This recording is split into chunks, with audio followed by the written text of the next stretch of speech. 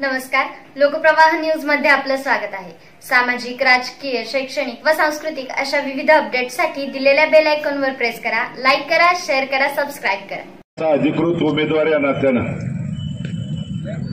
आपल्या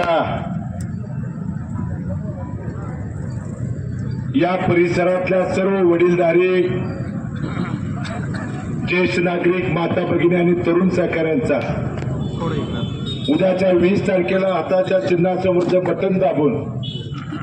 आशीर्वाद द्या ही विनंती करायला मी तुमच्या समोर बंधून उपस्थित आहे। या निमित्तानं आदरणीय शिवाजीरावजी मस्के मेंबर, अमितजी पवार, संतोषजी माने,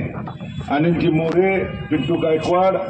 उपस्थित सर्वांची मी मनापासून वेळेअभावी दिलगिरी व्यक्त करून माफी मागून उपस्थित सर्व सन्माननीय भारत नानांच्या काळापासून जीवाभावानं सुखदुःखाच्या परिस्थितीमध्ये तितक्याच ताकदीने पाठीमागे उभा राहिलेले सर्व प्रमुख पदाधिकारी, उपस्थित सर्व पत्रकार बंधू आणि तरुण सहकारी मित्रांनो, उद्याच्या विधानसभेच्या निवडणुकीच्या निमित्तानं महामानव डॉक्टर बाबासाहेब आंबेडकरांनी दिलेल्या घटनेतला अधिकार बजावत असताना पुढच्या 5 वर्षाचा निवडून देणारा लोकप्रतिनिधी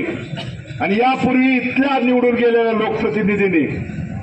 आपल्या भागातल्या अडचणीच्या, समस्याच्या, संकटाच्या काळात किती वेळा आपल्यासाठी आवाज उठवला, रस्त्यावरती उतरले, या भागातल्या सुखदुःखाच्या प्रसंगात किती वेळा आपल्या सुखदुःखात सहभागी झाले। हे बंधूंनो, जोपर्यंत आपण तपासून बघून आशीर्वाद देत नाही तोपर्यंत खऱ्या अर्थानं लोकशाही त्या ठिकाणी टिकणार नाही। आज जे आपल्या अनेक महामानवांनी जे आपल्याला दिलेले शिकवण आहे, छत्रपती शिवाजी महाराज, शाहू फुले आंबेडकरांच्या विचाराचा पुरोगामी महाराष्ट्र म्हणून ज्या महाराष्ट्राकडे बघतो आणि तिथलं जातीयवादी सरकार, हे जे भाजपचं जातीयवादी सरकार इथल्या सर्वसामान्य शेतकऱ्याच्या, समाजाच्या तरुण बेरोजगार तरुणांच्या विरोधात त्या ठिकाणी काम करत आहे, माता भगिनींच्या सुरक्षिततेच्या विरोधात जर काम करत असेल आणि हे सरकार आणि यांचे चुकीचे लोकप्रतिनिधी जोपर्यंत बदलत नाहीत तोपर्यंत आपल्याला बंधूंनो चांगले दिवस, सर्वसामान्यांचे दिवस त्या ठिकाणी येणार नाहीत। आज परिस्थिती जर बघितली तर या शहरातल्या कितीतरी वेळा समस्या, अडचणी आल्यानंतर आपला लोकप्रतिनिधी हा कवच कुटल म्हणून रस्त्यावरती उतरू शकतो। हे आपण भारत नानांच्या माध्यमातून 2009 ते 2020 11 वर्षाचा काळ जवळून बघितलाय, अनुभवलाय बंधूंनो। ज्यावेळी माझ्या या शहरात राहणाऱ्या कितीतरी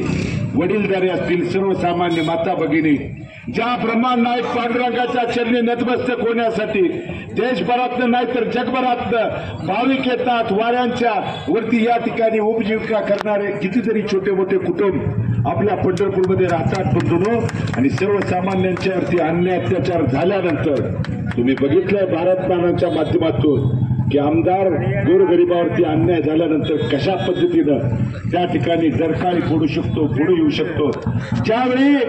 मंदिर परिसरात माता भगिनी कोण हार, तुरे, बुक्के, हस्तिगण त्या ठिकाणी रुक्मिणी मातेचा सौभाग्याचं प्रतीक चोडा विकणाऱ्या त्या माता भगिनींच्यावरती अन्याय अत्याचार झाला, त्यांचा त्या ठिकाणी प्रपंचाचा जे हा पोटविकेसाठीचा आणलेला त्या ठिकाणी व्याजात न काढलेला त्या ठिकाणी घेतलेला माल उद्ध्वस्त करण्याचं पाप ज्यावेळी प्रशासनाकडनं झालं त्यावेळी त्यांच्यावरती माझ्या 60-65 वर्षाच्या माता भगिनींच्यावरती काटा चालवल्यानंतर लोकप्रतिनिधी म्हणून भारत नानांना समजल्यानंतर त्या ठिकाणी अधिकाऱ्याला कशा पद्धतीनं बोलू शकतो, गरिबासाठी धावून जाऊ शकतो बंधूंनो, हे त्या ठिकाणी लोकप्रतिनिधीचं उदाहरण आहे। मग सध्याच्या विद्यमान आमदाराने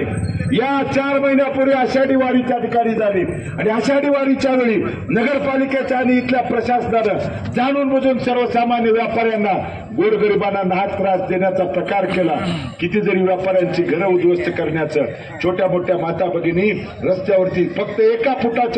एका फुटासाठी त्या ठिकाणी बसल्या होत्या, पण त्यांचा माल उद्ध्वस्त करायचा। पाहत रहा नवनवीन अपडेटसाठी लोकप्रवाह न्यूज, हाक तुमची साथ आमची।